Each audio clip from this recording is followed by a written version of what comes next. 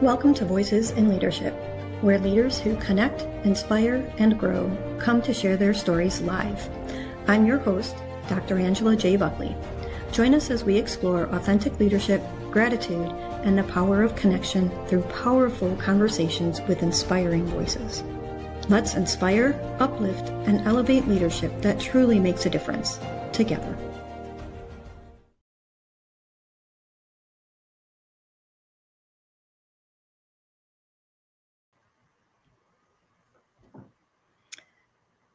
Hello, Kirk. How are you? I am well, Angela, and how are you doing today? Fine, thank you. Thanks for joining. Thank you I'm for having watching me. the little bit of lag over here as we get started today. So apparently, maybe some of the storms have been playing havoc with some of the electrical systems around here. Let's hope not. Let's hope you guys are safe from that. So, Kurt, I'm very, very much excited. I'm just playing with my setup over here for a second. I apologize. I'm very excited to have you here. There is so much to be said for seeding leadership and how do we drop and develop and build leadership so that organizations grow and sustain themselves. And so I am very much excited to hear your thoughts on that. And if you will give me a hot second, I get to read your bio for a second, and you have to sit there and smile for the audience. So, Kirk McCarley is here joining us today following a 35-year career as a human resource executive. He's launched his business as a career and life coach, taking a unique approach to helping clients first consider and then act upon the dreams that make their passions a reality. Kurt has done that himself also through a part-time career as a production assistant with ESPN, taking advantage of cycling and leading spin classes. He's an author of the book, Thoughts for My Kids and Other People's Kids. The audience will learn that it is never too late to discover what we were made for. Kurt, I love your bio, and I'm so excited to hear more about cycling. I don't know if we chatted about that, but I'm an avid triathlete myself. And so my legs are actually a little sore from my ride on Tuesday still. I might have overdone it.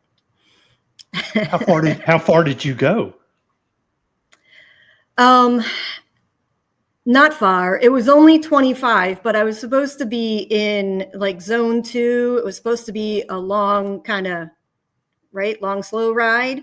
But some truck picked me up out in the cornfields and they followed me respectfully, thankfully.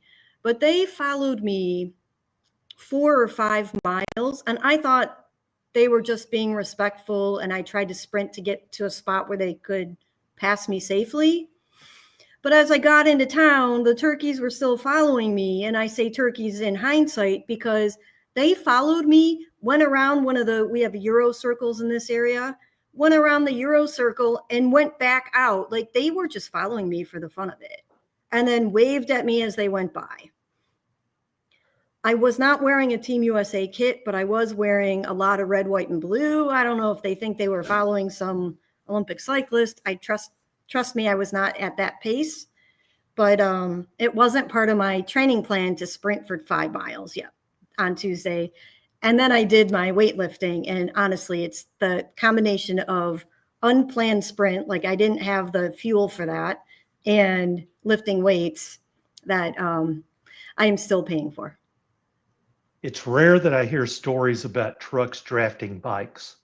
I don't think they were drafting. I think they were looking. So, but I will tell you, they were respectful from the distance perspective, which is far better than some of the things I've experienced where they've run me off the road, intentionally tried to do things, right? Like they were safe.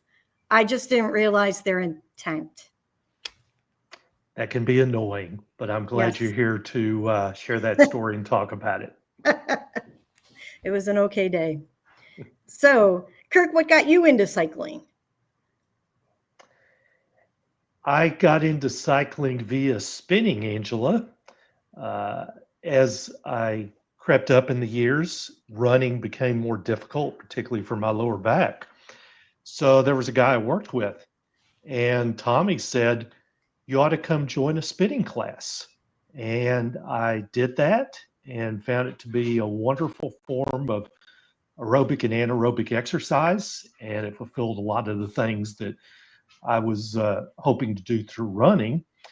And so I'd been spinning for a few years, and shortly thereafter, Tom said, "There's this bike ride across Iowa that I think you'd really enjoy called RAGBRAI, the Register's annual Great Bike Ride Across Iowa."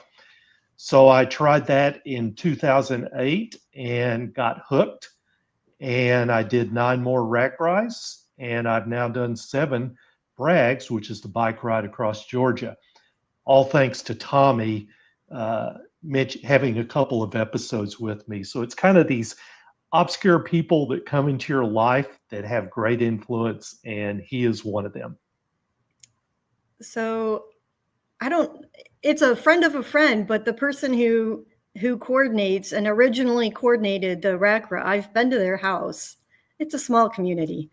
So interesting. That's a great ride. And there's some nice hills. Like, it's so rolling hills in Iowa.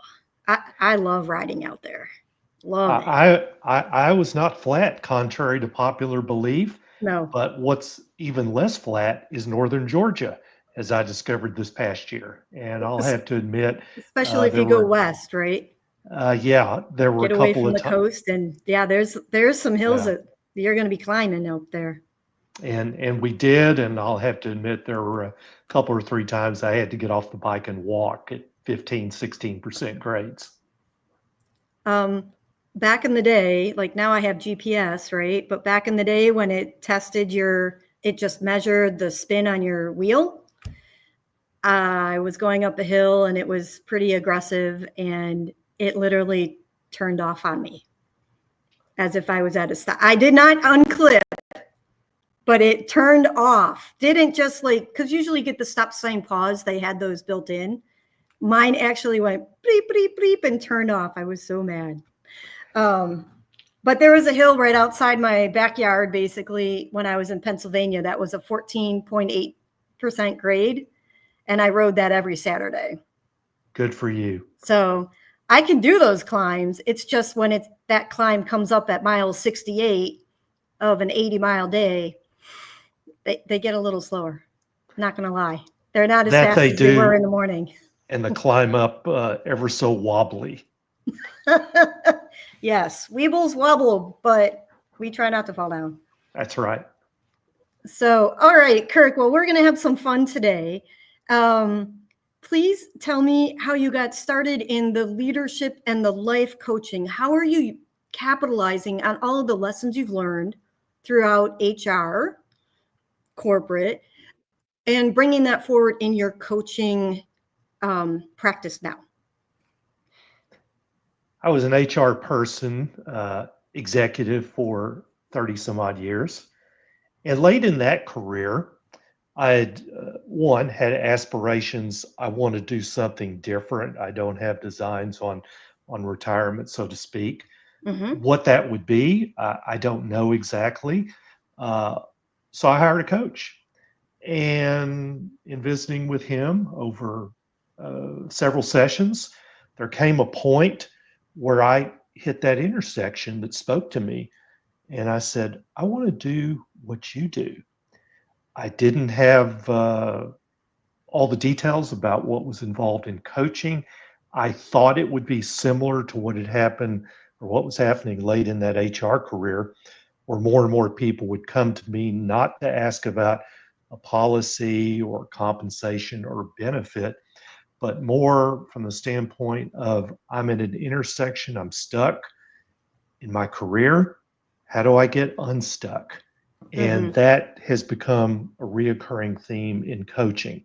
So carrying that forward, my coach inspired me to pursue that. I went back to school, got some education, eventually got certified through the International Coaching Federation. And here I am applying not only what I learned as a coach from my clients, but this vast history in HR and all the observations and stories and things that I've had the opportunity to take part in. I love it. The ICF certification is well worth the work to put into it. So congratulations for getting that. Thank you. Kirk, where are you going next? And how are you taking some of the lessons and putting that into writing? So you've written your book. What are the top 3 things we need to know about your book today? Number one, and it's a recurring theme, and I was coaching a client yesterday and shared this with him, move.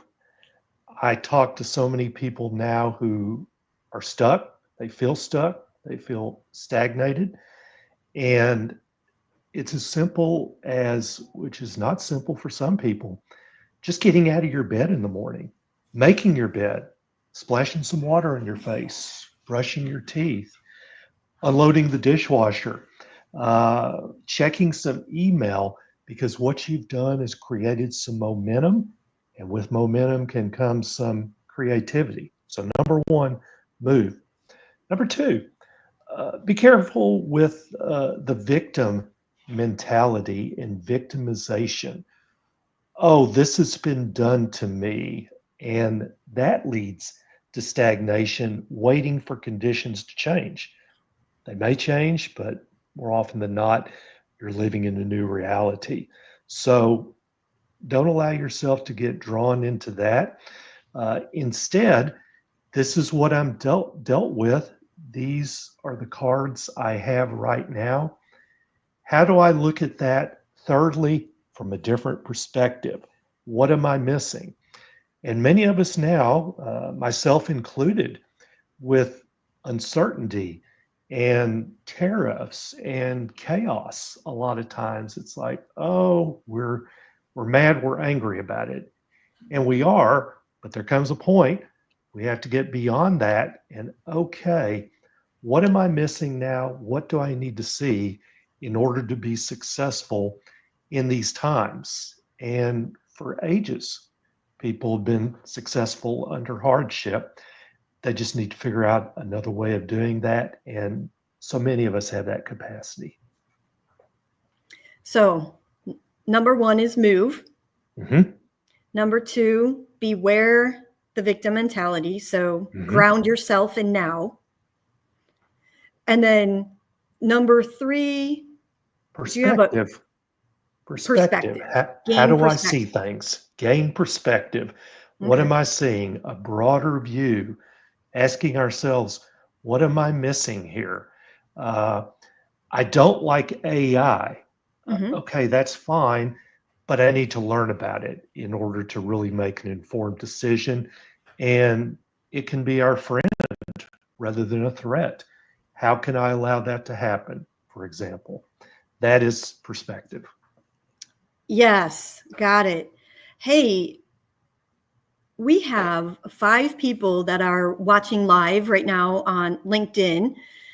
If they have any questions, what's the best way for them to contact you? Kirk at theseedsowercoach.com. Seed Sower Coach. Seed Sower Coach. I've also got that website, which is theseedsowercoach.com. I'm on LinkedIn, which send me a message. I'd love to connect with you, one, and second, address your question. And that should have my contact information as well. So I'd say the best resource, Angela, LinkedIn. Go there. Let's connect. Certainly LinkedIn is my preferred social media, I guess, if we're going to call that social, but connection tool for sure. Great. And if you are listening live, if you go over to the networking tab, you can also add in there and add comments, or if you have any questions for us today, please be aware that there is a slight lag. I will keep my eye on the comments section, but it does not come directly in very quickly. So, but if you have questions specifically that you would like to pose to Kirk, please drop those in the comments and we will address them as we go through today. Wonderful. So Kirk, thank you for that. Where does one go to gain perspective? We're going to work backwards with your 3 points. What is the most effective way of gaining perspective? Observation. Okay. One, awareness of what's going on around us, seeking understanding of the times that we live in, the history that we have, what's taken us to this point. And as we get older, that becomes actually a greater advantage. I remember the 60s. I remember the turn of the millennium that we're in right now, a sense of what was happening, a sense of what the moods, the attitudes were, because I lived through that. So that is a gift that I have. Not everybody does. When I figure that I'm older than 5 out of every 6 people that are out there. So number one, that. Stop now. That is not true. No, it really is. I looked at the actuarial tables, and that is where I am in life at this point. But you know what?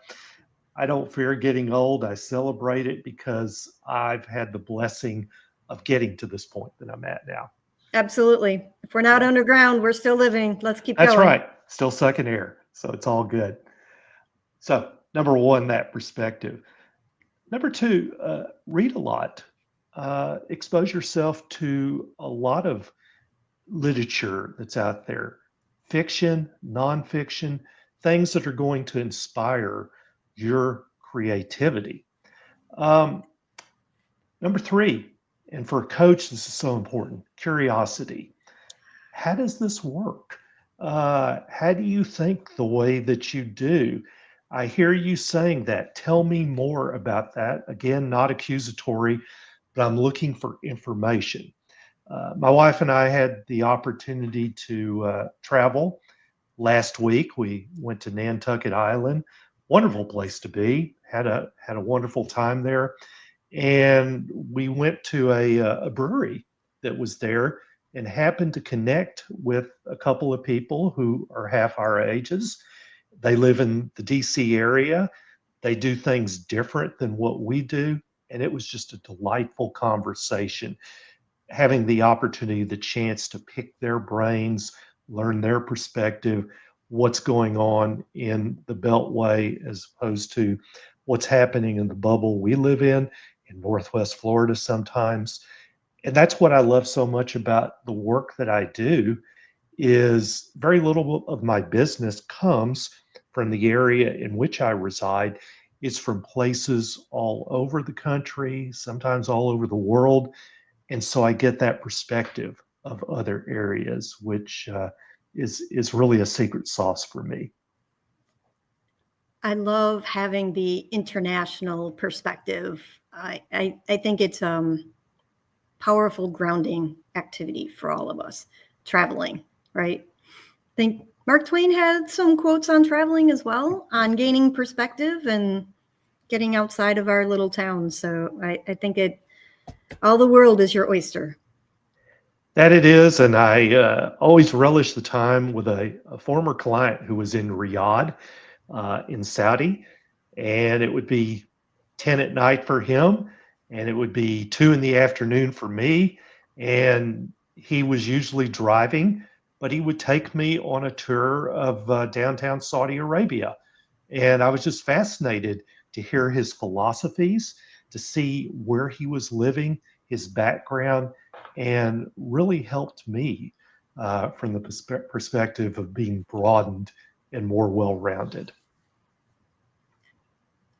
So I recently joined a global hub of coaches and speakers, and it is so fantastic to hear leadership worded differently and yet coming together on very similar points, but then everybody highlights a little bit differently, and there's so much value in that. So I love the approach to perspective. And so now we're going to step backwards. We said 1 was move, and 2 was beware the victim mentality or ground yourself I was recently reading Fierce Conversations by Susan Scott, and she talks about ground truth, right? And so, how do you ground yourself and get away from that victim mentality? What are some steps that you see are useful for people to move through on that? I heard that word truth from you, and we're always seeking that. What is the truth? And again, in the era in which we live, of alternative facts and facts, that becomes ever more difficult to decipher. For example, the bombings in Iran, what really happened? What are the conditions there? Depending on what you read, you're uncertain. And a lot of that is a result of the time that we're in. We have many news sources. Which one is accurate, but it becomes which one aligns with what our values and our beliefs are, instead of maybe what is truth. We don't have Walter Cronkite or the other two news networks anymore that's giving us all that information. So weeding that out, discerning it, again, that's educational. Exposing yourself to a number of different viewpoints, measuring that against your own values to discern, okay, where is the accuracy that exists on that? I, as much as anyone, have that tendency to start slipping into victimhood. A disappointment has occurred. Someone has done something that I don't particularly like. We've had a decision that's been made which is not favorable towards us. And the immediate reaction is, darn it, they've got me again. Why am I always being picked on? And that's usually a bike ride or a workout at the gym to go clear my head, to take a breath, to assess that, and to recenter myself. And it may not be an immediate fix, but I can process it. So for me, I coach myself a lot. And it's kind of in terms of, okay, son, let's take a look at this. When I got out of HR and moved into my own business as I have now, I don't have a staff. My staff is the dog that sits at my feet often. But from technology standpoint, I don't know it. I've had to learn. But when I had a computer breakdown, I couldn't call the IT staff. I looked at the person in the mirror in the morning, as I do now, and said, son, you better figure this out. Okay. So a little bit of grit and resilience associated with that then as well, right? Yes. And if I'm coaching people on that, I better darn well be practicing it as well. There is a lot to be said for role modeling our leadership values. Do as I do, not as I say, as the saying goes, something like that. But in our case, we want to do as we say. That's right. And that is the challenge, right? That's the challenge of integrity. It's the challenge of authenticity, making sure that we're saying what we want to be doing and then doing what we're saying. Like it's not as straightforward as it seems. It's hard. We're humans. That we are. And we sometimes think or we speak quicker than we think, and we find ourselves getting into trouble as a result of that. A discipline that I have taken up and I've learned it through coaching, is this pause and hesitation in speaking and saying things. In the US, it's about a half a second. You'll say something, Angela, and about a half a second later, I'm responding to it. And what's happening, I'm not really listening to you. I'm getting ready for what I'm going to say next because it's important. In the Northeastern US, they talk faster. It's even less than that. And you go to some European countries, it's like minus a second because they're talking over each other. Think of a family dinner in Italy, let's say. Lots of conversation all at once. Some of the Asian cultures, there can be pause and hesitation of 5, 6, 8 seconds, which we grow uncomfortable with here because did I say something wrong? No, what they're doing over there, they're giving the other individual an opportunity to process and to speak thoughtfully to what's been said. And maybe begin with, I hear what you're saying, and this is what I'm thinking in response to that. The active listening skill set is underdeveloped and highly needed in leadership settings. That it is. And I am also guilty. So let me not poke or point at anyone else. I have opportunities for improving as well. So Kirk, where does fear fall into that victim mentality? There is a symbiotic relationship between fear and anger. We tend to get angry and lash out at the things we most fear. And again, that goes back to the victimization. Darn it, look what's been done to me. I'm going to get them. I'm so mad about that. But what I'm really saying is I'm fearful that this is going to affect my livelihood, my pocketbook, uh, my ability to do something. Um, so that's how that manifests out. And as I've had counseling in the past at some rough spots in my life, which I can't say enough about the counselors I've had, one of the first questions they'll ask is, what are you afraid of today? Because it's typically what you're mad about. Oh, that's a great question. That's a good leading question. I haven't heard that. Interesting. Nice. Yeah. So, and then we're going to move on to what number one, and we were working backwards, move. So how does movement help you? What is that? What's it look like? So a lot of times we talk about movement, we talk about momentum. And in your case, you're talking about the physical and the emotional part of moving, getting things done, doing what you're doing. So what is that? How do you break that up for people? For some people, just and people who have had deep depression, which fortunately I've never had, get this. Just getting out of bed in the morning can be a chore. It can't be done. And so therapists will maybe start from the standpoint of, can you at least change your position and get into an inclined rather than a reclined position? Just something as small as that.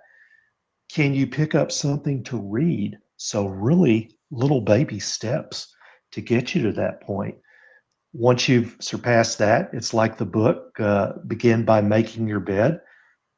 Make your bed. You've achieved something that day. You have made your bed. Brush your teeth. You've cleaned your oral crevices. Splash some water in your face. Take a shower. You've cleaned yourself. What you're starting to do is gather some momentum. And what I have found is rhythm and cadence can impact our ability to communicate, to produce creativity, to accomplish some things. I'll give an example, and I'll advise some of my clients to take a look at this movie. It's called Aquila and the Bee, and the premise is a 11-year-old girl who is gifted at spelling, and she's going to participate in the spelling bee. She eventually gets a coach who's played by Lawrence Fishburne, who coaches her. But what he gets her into in order to spell is a rhythm, a visualization exercise of, she likes jumping rope. And there's a 1, 2, a 3 that goes with that. And she begins to spell CATDOG, and it gets her into a rhythm and a way of thinking that relaxes her, stimulates the endorphins in her mind, allows her creativity and her thought process to emerge to become a better speller. So when I coach people, let's say, for example, on interviewing, I will look to get them into a rhythm, and I'll assign them that movie to watch. Sometimes The King's Speech as well, Mm. Academy Award winner there, of where King George's coach got him, who had a stutter, into a sync, into a rhythm. And we can feel that. It's why we have an attraction towards music, particularly some of us that are audio minded. It makes us feel good. It takes us to a time that felt good or create a certain emotion. And that is your move part of it. For me, often it's out on the bike. I wrote a book.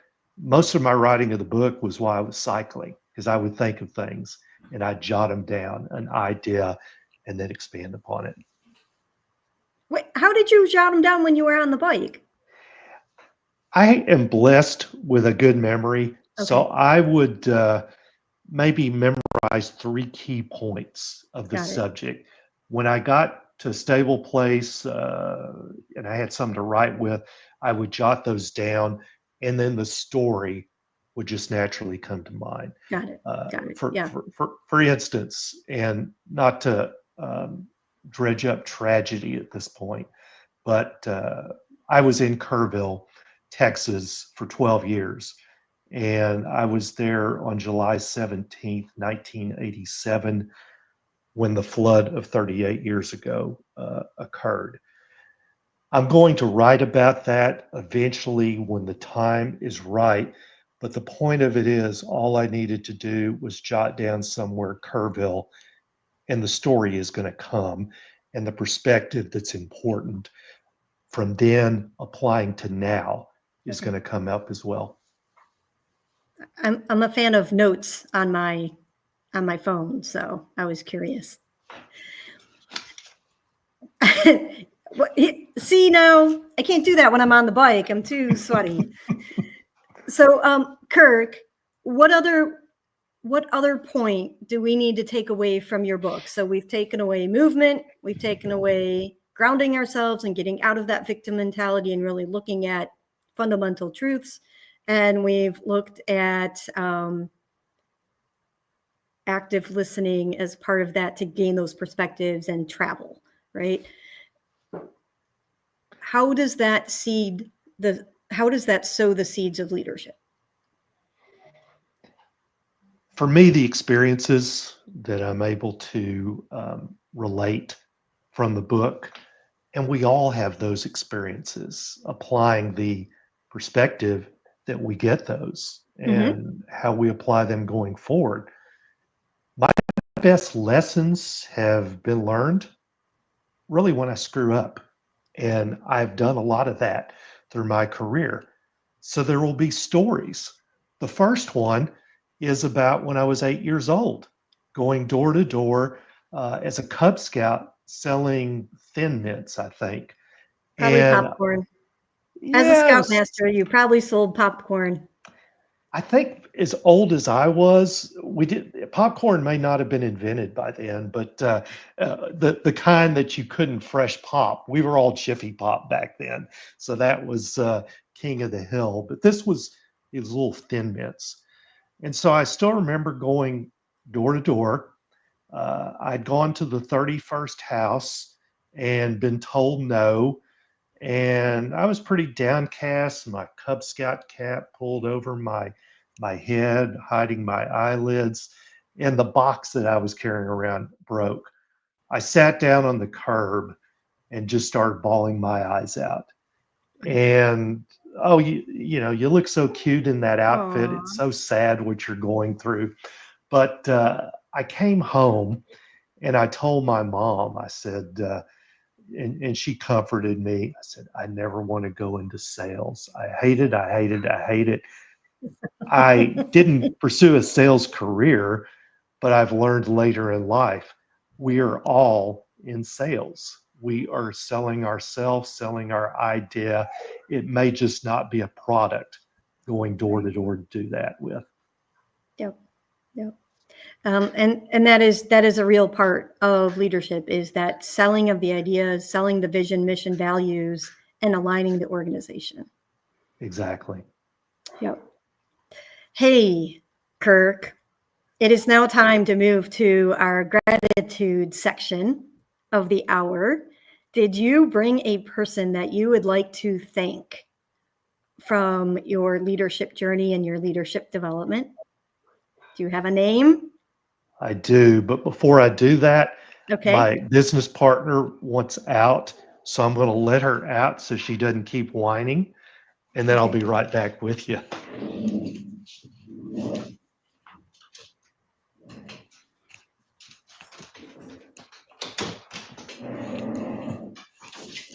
She actually wanted back in.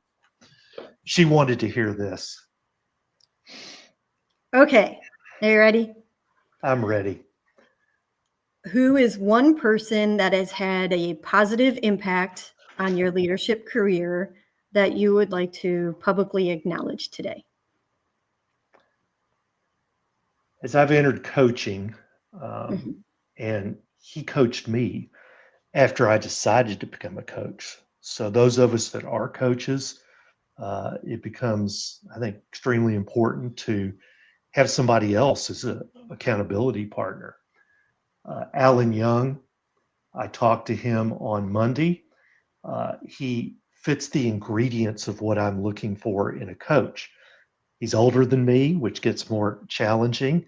His level of certification was beyond mine. I've since come to his level. He has a interesting history. He was a therapist before he became a coach, and he was a retired military veteran serving in special ops in Southeast Asia. He has modeled for me what I want to be as a coach: a good listener, ask good questions, indicates interest, challenges me to become a better version of who I am. And I think that last one in leadership is really what fits the description of an effective leader: someone who causes another person to become better than they think they can be because they have the encouragement and don't have the preconceived notions of the limiting beliefs that we tend to have in ourselves. I think of sports. One of the great examples of that was Michael Jordan. 6 championships in 8 seasons. He had a good supporting cast. There were probably better, but of the supporting cast that was there, he brought them along. He was so intensive on winning. They caught that fever too. And if he's going to work this hard as a superstar, let's take our game to the next level as well. And quite successful with that. So mine is Alan. Okay. So how did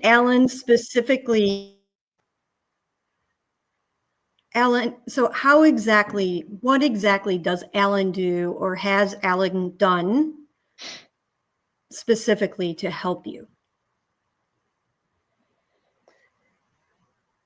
When I was young in the coaching journey, he would challenge Okay. me to take things to a different level.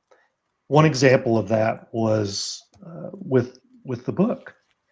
As I was formulating the idea, I was a Okay. associate certified coach, and he made a statement to me that really got under my skin, but it wouldn't leave. And he said, the legitimacy of your book is going to be enhanced if you become a PCC, which is the next level, professional certified coach. I didn't want to do it.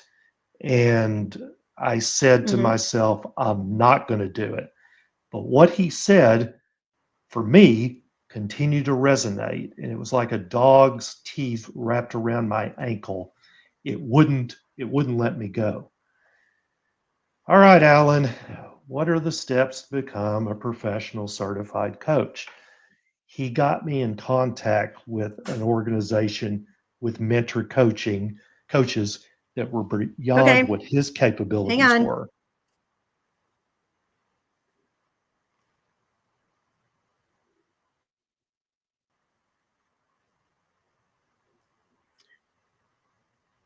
And so, what did that, from his perspective, what did that take for him to be like a dog with a bone in getting you to that PCC? What kind of energy?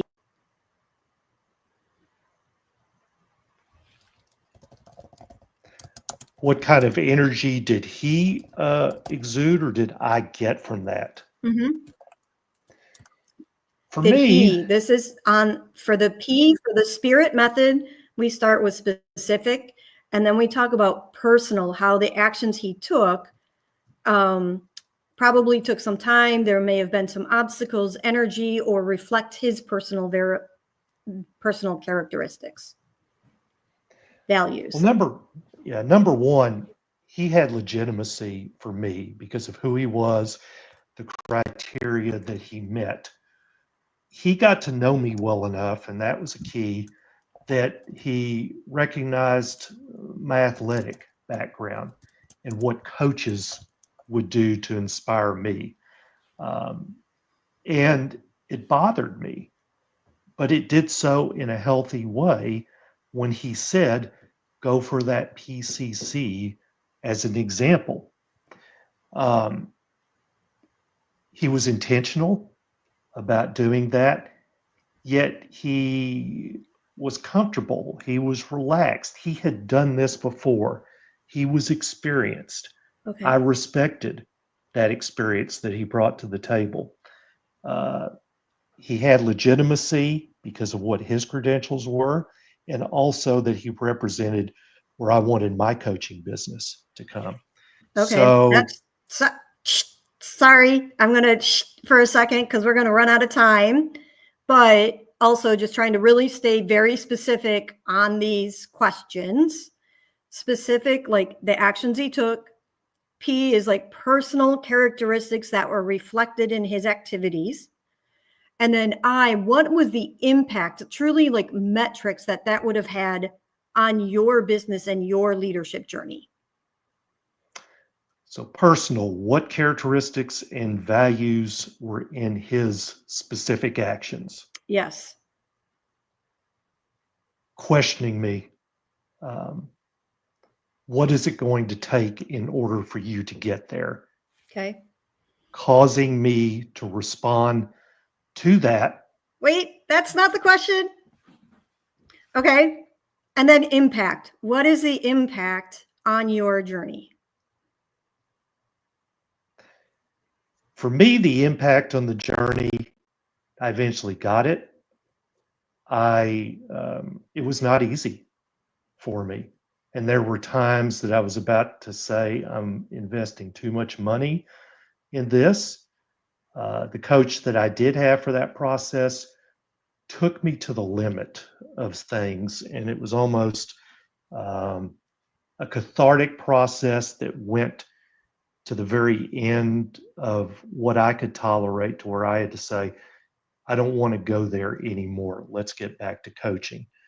So, what it demonstrated to me was how much to push my clients Okay. as I get them in the future. I learned that from that process. And again, getting back to this thing of perseverance. How does that Um, impact your business now? Do you get more clients as a result of that? Was your book a better sell because of that? Literally metrics.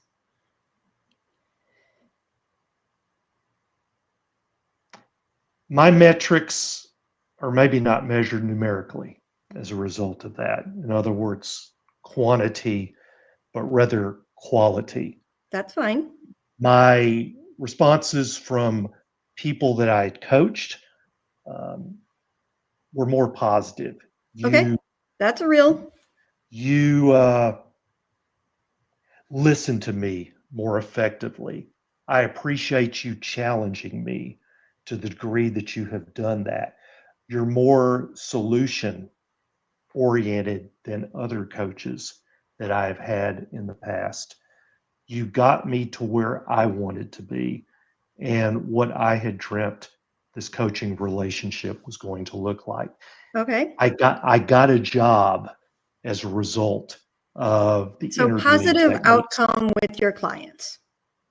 Do you think you have a higher positive outcome with your clients as a result of his push? Yes, I got a job. I was better at interviewing.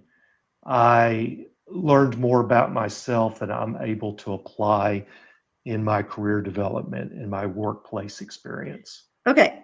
So we're continuing down the path of the spirit method of acknowledgement. So we have specifically what he did, the personal characteristics, some of the impact, and then how does that reflect on the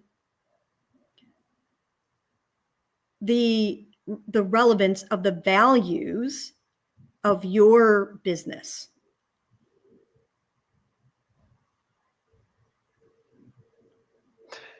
Clients will discover my authenticity through that, Nice.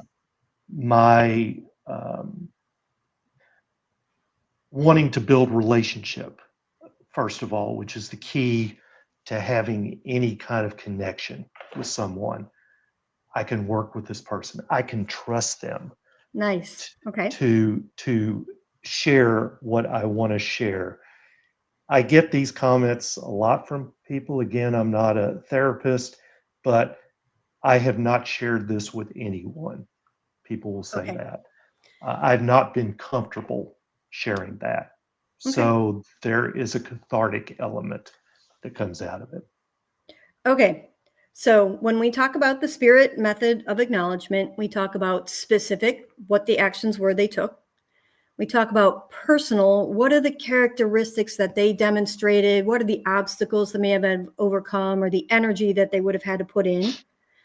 Then we talk about the impact. Truly, what are the measurable, and quality of response is a measurable metric. We can talk about that offline sometime. And R stands for relevance, and it's relevance to the values of the organization or the business, in your case, your coaching career. And then we talk about inclusive and timely for spirit, rounding out the word spirit. And that just means making it public so other people can see the importance of it. And timely, ideally, we give thanks, recognition, and gratitude as close to the event as possible, right? So that there's a way of using that as an influence to continue that. So is it okay with you if I reword everything you've told me in just 2 or 3 sentences to sort of summarize your recognition statement for Alan? Please do. Okay. And I'll So share with Alan. please do. Correct me if I'm off base on any of this. So I'm just trying to capture your words as we go through this process. So thank you, Alan, for your support and your challenging of Kirk in his leadership, career, and development. As he was preparing to write his book, you encouraged him to step outside his comfort zone and get this PCC certification. I recognize that you had to put a lot of time and rigor into chasing him down and encouraging him to do that, because it was something that was uncomfortable and a growth edge for him. And it speaks to your tenacity in your support of him as you continue to encourage him through this growth process. It's had a positive impact on Kirk's career and the sales of his book, because you can see the quality of statements that are coming back as clients refer to his authenticity, to his openness, to the comfort that they have as they approach their development, or even being able to say, I got a job as a result of the work that you put in. It directly reflects both your values and Kirk's values in his career of grit, resilience, movement, keeping that momentum, finding that grounding truth, and making sure that we are listening to hear and not listening to respond. Does that sound about right? That sounds like a wonderful affirmation statement. Did I miss anything from what you've said? He became a friend. Nice. Good. And that's who we are now. Well, can we ask for more? Kirk, I have really enjoyed speaking with you today. Do you have any other nuggets that you want to share before we sign off?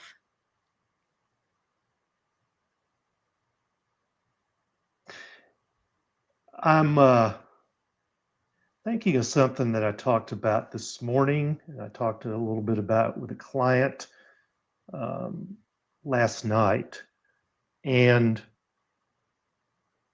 it goes back to the times that we're in, and this idea of movement, doing things, and victimization and perspective.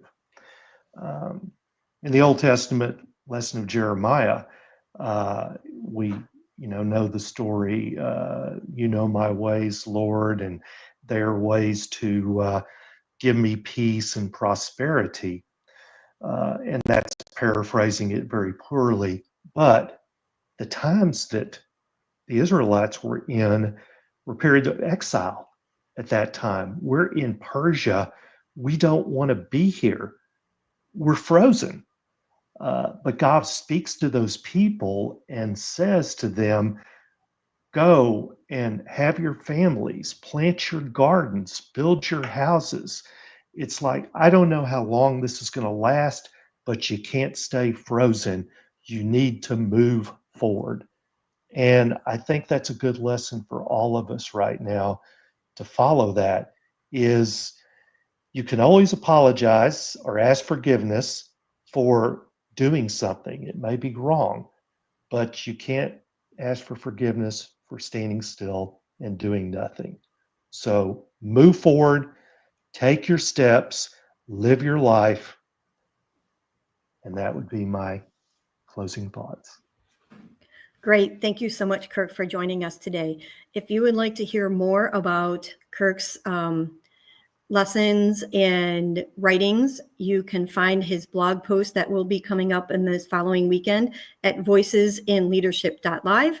And also all the connections, the show notes, etc., will be going up next Tuesday. So feel free to swing on over there, join our free membership, and I look forward to talking to you. Until next time. Thank you for joining us on Voices in Leadership, where leaders who connect, inspire, and grow share their stories. I look forward to welcoming you back to our next conversation. In the meantime, visit www.voicesinleadership.live to access show notes, links, and to subscribe and stay connected. And in the spirit of gratitude, let's remember to thank one person near you. Until next time, this is Dr. Angela J. Buckley, signing off.